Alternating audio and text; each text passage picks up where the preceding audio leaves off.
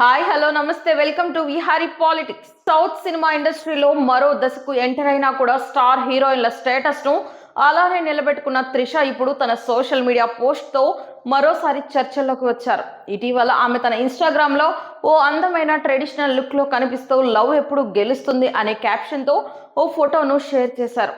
ఆ ఫోటోలో ఆమె చీరలో గజ్రా జ్యువెలరీతో మెరిసిపోతూ కనిపించారు. ముఖ్యంగా ఆ క్యాప్షన్ లో గ్రీన్ హార్ట్ ఇమోజీ ఉపయోగించడాన్ని చాలా మంది నెటిజన్లు పక్కాగా గమనించారు.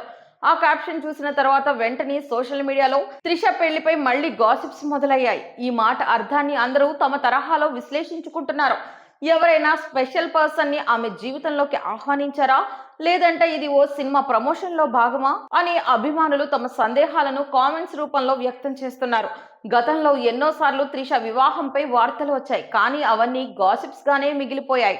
త్రిష ప్రస్తుతం తమిళ్, తెలుగు సినిమాలతో బిజీగా ఉన్నారు. అలాగే సస్పెన్స్ థ్రిల్లర్ మూవీస్ లోనూ బిజీగా ఉన్నారు. సినిమా బిజీ షెడ్యూల్ మధ్య ఇలా ఇంటెన్సిటీ ఉన్న క్యాప్షన్ తో ఉన్న ఫోటో షేర్ చేయడం వెనుక ఏమైనా స్పెషల్ అర్థం ఉందా అని అభిమానులు ఊహాగానాలు చేస్తుండటం సహజమే. ఇకపోతే ఆమె ట్రెడిషనల్ లుక్ లో ఉన్న ఫోటోను లక్షల్లో లైక్స్ వచ్చాయి.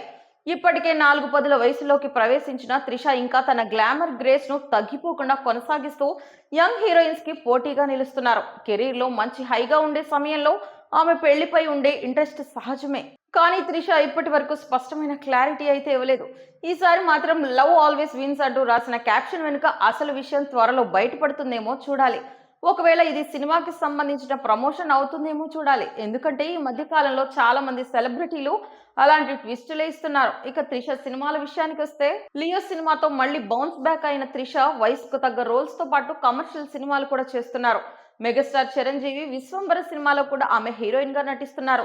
ఇక అజిత్ గుడ్ అండ్ బ్యాడ్ అగ్లీలో కూడా ఆమె మెయిన్ హీరోయిన్. మరి రాబోయే సినిమాలతో త్రిష ఎలాంటి హిట్స్ అందుకుంటారో చూడాలి మరి.